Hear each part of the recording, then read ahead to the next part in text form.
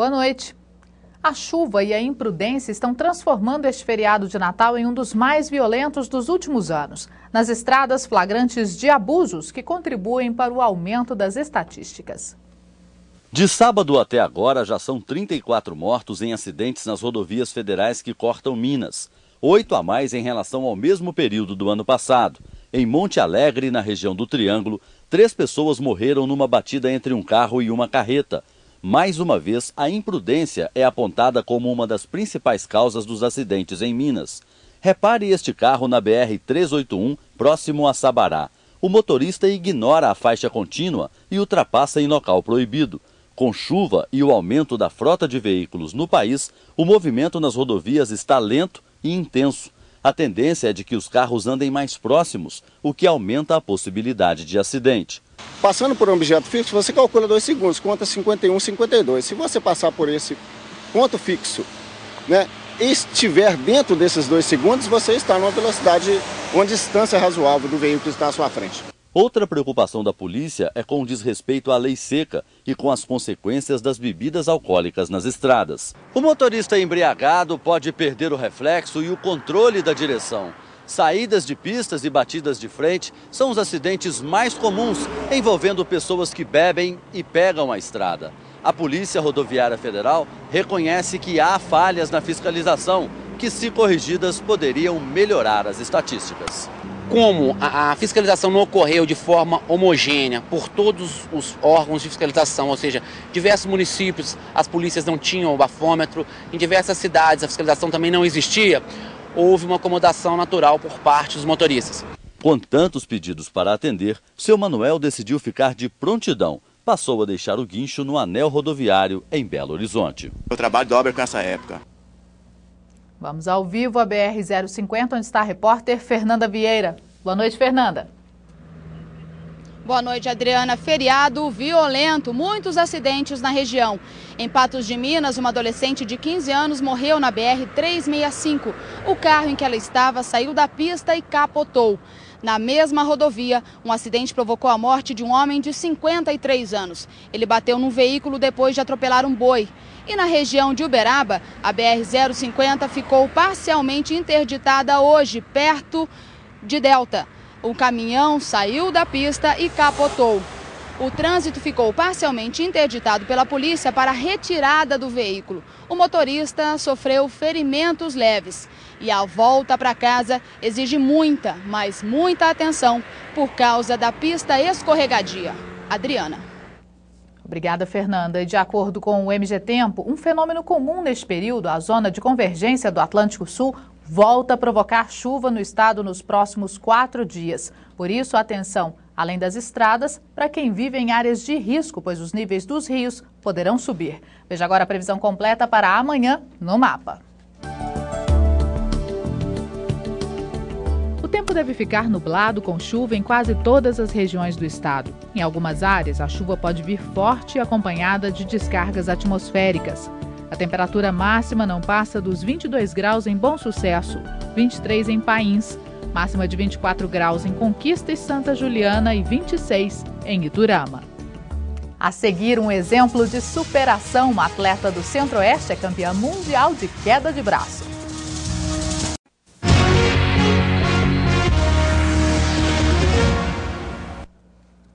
Passar o Natal com a família, os amigos, é o que todo mundo espera, mas nem sempre é possível. Por isso, para quem está num hospital, alguns detalhes fazem a diferença. Hoje, não foi só a decoração na entrada da cozinha que lembrou o Natal. O prato do dia também foi especial. A nutricionista do hospital preparou um cardápio diferente, com frutas e até carne assada. Pacientes com cuidados especiais, como diabéticos e hipertensos, também tiveram um almoço diferenciado. No caso dos hipertensos, oferecemos mais alimentos com frutas, reduzimos os condimentos. No caso de diabetes, tomamos cuidado com o açúcar, nada em excesso. Marta gostou da surpresa de Natal. Está bem diferente, todo dia assim, vem uma coisa diferente, né? Que a gente precisa, eles fazem, talvez a gente quer alguma coisa diferente, é só falar com eles que eles trazem pra gente. Atitude que ajuda na recuperação. A preocupação maior é pelo fato do paciente estar hospitalizado num dia especial, num dia de Natal, e a gente trazer para ele esse bem-estar, ele está à vontade, mesmo estando hospitalizado. Em muitos casos, não é só o paciente que passa o Natal longe da família, não. Aqui, por exemplo, o Arley já está acompanhando a esposa há praticamente 2 semanas. Ela está tendo um tratamento especial, tanto pelo hospital, pelo tratamento da alimentação, tudo, que é uma alimentação muito boa. Em Leandro Ferreira, no centro-oeste do estado, quem está fora do hospital, mas não tem condições de saborear um almoço de Natal, contou com a ajuda de uma tradição que já dura 26 anos. Só de carne foi mais de 1 tonelada. 2.500 pessoas celebraram a data. Além de comida saborosa, muitos presentes.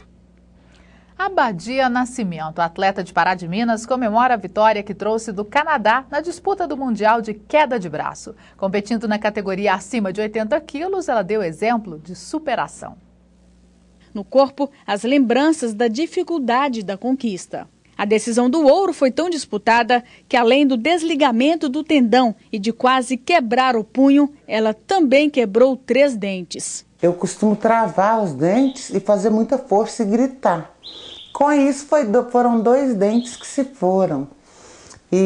Mas isso é coisa que se corrige rapidinho, se Deus quiser. Mas quando a luta acabou também a rivalidade. No final fui surpreendida porque ela veio com a blusa lá do país dela, me deu de presente, e o técnico dela veio dizendo que eu era muito forte. No Mundial do Canadá, outra conquista histórica para o Brasil e principalmente para a mineira Abadia Nascimento. Pela primeira vez, ela participou da categoria de não deficientes, também subiu ao pódio. Foi prata no braço direito e também no esquerdo. É a superação pela luta da igualdade. Já que eu tenho essa limitação, eu jogo na categoria deficientes, mas eu preciso mostrar que nós deficientes também somos capazes de ser comparados aos não deficientes, àqueles, entre aspas, normais.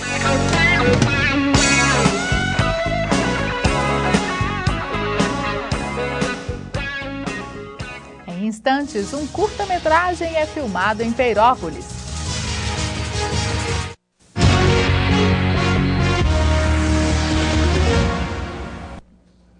A Polícia Civil de Divinópolis investiga a violação de 3 túmulos em um cemitério da cidade. Dentro de um deles, a mulher que trabalha no local encontrou um caixão com a alçada de um bebê. A polícia esteve no local e encaminhou o material para análise no Instituto Médico Legal. A suspeita é de ocultação de cadáver. A preservação do patrimônio histórico significa mais dinheiro nos cofres públicos municipais. Quanto mais bens tombados uma cidade tem, maior é o valor do ICMS cultural que ela recebe do Estado. O doce de Araxá é conhecido em vários cantos do país. Quem passa por aqui leva a iguaria como lembrança dos mineiros. Tamanho reconhecimento levou a uma proposta: proteger o doce como bem imaterial.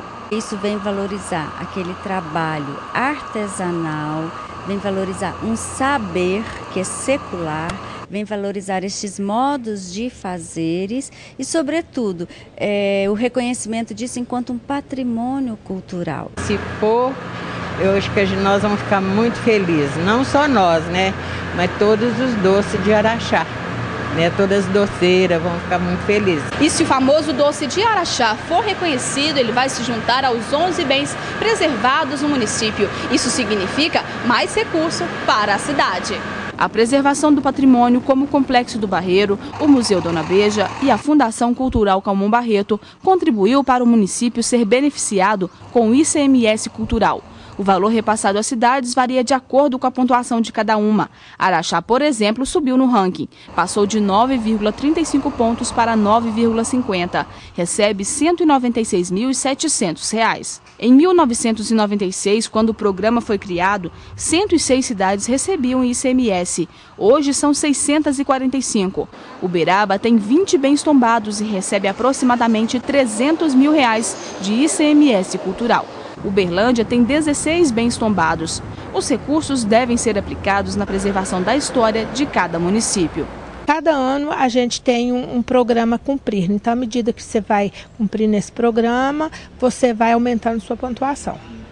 Isso é bom para a cidade. É ótimo, né? Reverter o ICMS para a cultura, para a preservação da nossa história. Minas detém mais de 50% do patrimônio histórico brasileiro e foi o primeiro estado a adotar políticas públicas de proteção aos bens culturais locais, usando o ICMS. Cineastas estão em Peirópolis, a terra dos dinossauros em Minas, para filmar um curta-metragem. O roteiro é uma aula de paleontologia para crianças e no elenco estão os moradores do lugar. Dona Albertina descobriu a magia das telonas quando ainda era criança. Só não imaginava que um dia o cinema viesse parar dentro de casa. Vendo de perto as gravações, né? Os ensaios com as crianças. A ideia de fazer o filme surgiu deste grupo de cineastas. 4 paulistas que criaram um roteiro que envolvesse os dinossauros. O filme fala de uma criança que descobre um fóssil, um parente do jacaré brasileiro que viveu aqui no Brasil. E esse menino acaba criando uma afeição, né, por a história desse parente do jacaré. E que lugar poderia trazer todo esse ar pré-histórico para o filme do que um bairro rural de Uberaba que esconde debaixo da terra um dos maiores sítios paleontológicos do país. O destino só poderia ser Peirópolis. Esse filme vem aportar novas informações e valorizar ainda mais esse cenário interessante que é Peirópolis, que faz com que as pessoas possam entender melhor a história da paleontologia. O curta terá 13 minutos e vai retratar todo o imaginário dos dinossauros, além de absorver o clima de cidade do interior mineiro. Então você já está dentro do cenário do filme, a hora que você vai dormir, a hora que você acorda. As gravações movimentaram o local. Mostrando novos talentos que podem vir a surgir, que são alunos nossos na escola, e com certeza está fazendo um excelente trabalho. Depois de várias seleções, o filme será encenado pelos próprios moradores. De simples estudante, Jaqueline virou a atriz principal. É a realização de um sonho. De ser uma atriz um dia. O curta, que está sendo produzido com recursos do Ministério da Cultura, vai se chamar O Avô do Jacaré e deve estrear em 2009. O MGTV segunda edição de hoje termina com as imagens natalinas de algumas das cidades da região. Para você, uma ótima noite e até amanhã.